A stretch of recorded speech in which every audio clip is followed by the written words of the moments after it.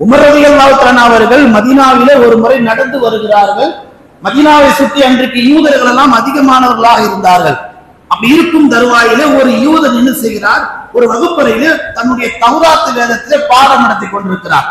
Umar ரலியல்லாஹு அந்த பக்கம் கிராஸ் ஆகும்போது தௌராத்துல 1-2 வரை காதுல விழுது. ரொம்ப அழகா இருக்குது அப்படின்னு சொல்லி நல்ல விஷயங்களை என்ன செய்யறாங்க, அங்கேயே நின்று வகுப்பறையில கொஞ்ச நேரம் கேட்டுட்டு இருந்தாங்க. வகுப்பறை முடிஞ்ச உடனே அந்த யூதன் போய் உமர் ரலியல்லாஹு அவங்க இந்த தௌராத்துக்கிற அந்த ஒரு சில அந்த வரிகளை எனக்கு நீங்க ஒரு ஏடா கொடுப்பீங்களான்னு கேட்டாங்க. அவரும் கொடுத்தார். அந்த ஏடுகளை உமர் ரலியல்லாஹு கையில எடுத்துக்கிட்டு பெருமானாருடைய சமூகத்திற்கு வந்தாங்க. அங்க வந்த ரசூல் ஸல்லல்லாஹு அலைஹி வஸல்லம் கேட்டாங்க, என்ன உமரே கையில ஏதோ ஒரு ஏடு வச்சிருக்கிறீங்க, என்ன ஏடு? அப்ப உமர் சொன்னாங்க, யார சொல்லலாம், இது தௌராத் வேதத்தினுடைய ஏடு. அதுல ஒரு சில வரிகள் ரொம்ப அழகா இருந்தது, இனிமையா இருந்தது. நான் இந்த மாதிரி கடந்து வரும்போது என் காதுல விழுந்தது, அதை 1-2 நான் வரும்போது வாங்கிட்டு வந்துட்டேன் அப்படின்னாங்க. முடிஞ்சு போச்சு கதை. முஹம்மது ஸல்லல்லாஹு அலைஹி வஸல்லம் பெரிய கோபம் வந்து போச்சு. ஏன்னா ரசூலுல்லாஹ் ஹயாத்தா இருக்கிறாங்க, குர்ஆன் இறங்கிட்டு இருக்குது. அப்படி இருக்கும் பட்சத்துல குர்ஆனுக்கு இல்லாத முக்கியத்துவம், நபிக்கு இல்லாத முக்கியத்துவம், குர்ஆனுக்கு முந்திய வேதம் தௌராத், நபிக்கு முந்திய நபி மூசா, இவர்களுடைய வேதத்திற்கு நீங்க முக்கியத்துவம் தரீங்களா?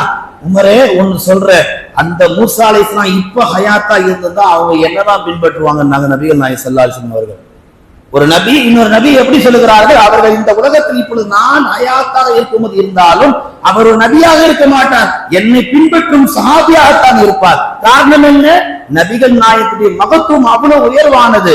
இப்ப இந்த தவற உணர்வு தெரியாம செஞ்சுட்டாங்க. இன்னைக்கு நாம இதை தவறா எடுத்துக்க மாட்டோம், ஆனா இதை தான் இன்னைக்கு தவறா எடுத்துக்கிட்டாங்க.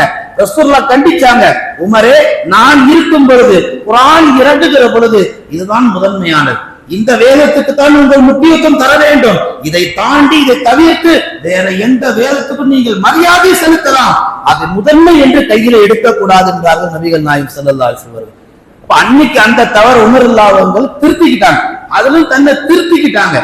இது போன்ற அந்த நல்ல திருத்திக் கொள்ள மனப்பான்பம், திருந்திக் கொள்ளக்கூடிய மனப்பான்பு நம்ம இடத்துல வந்தாதான் நம்ம வாழ்க்கை கொஞ்சம் பிரகாசிக்கும், கொஞ்சமாவது நறுமணம் பூக்கும், நல்ல வாசனைகள் உண்டாகும்.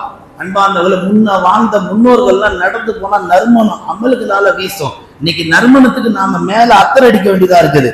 அமல்களால் ஏற்படக்கூடிய நறுமணம் இன்றைக்கு இந்த சமூகத்தில் குறைந்து போய்விட்டது.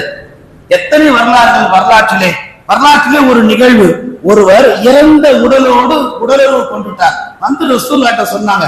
அடுத்த ரசூலுல்லாஹ் என்ன பண்ணாங்க, தன்னுடைய முகத்தை திருப்பிக்கிட்டாங்க. அல்லாஹ் அதை கண்டிச்சு ஆயத்தை இறக்குனான். இந்த வரலாற்றுல அல்லாஹ் என்ன சொல்றான், அவர் தவறு செஞ்சிட்டார் தான், ஆனா திருத்திக்கணும்னு நினைச்சார், தன்னை அதுல இருந்து திரும்பிக்கணும்னு நினைச்சார். அதை ஏன் நீங்கள் மறைக்கிறீர்கள்? அதை ஏன் நீங்கள் மன்னிக்க கூடாது? ஏன் அதை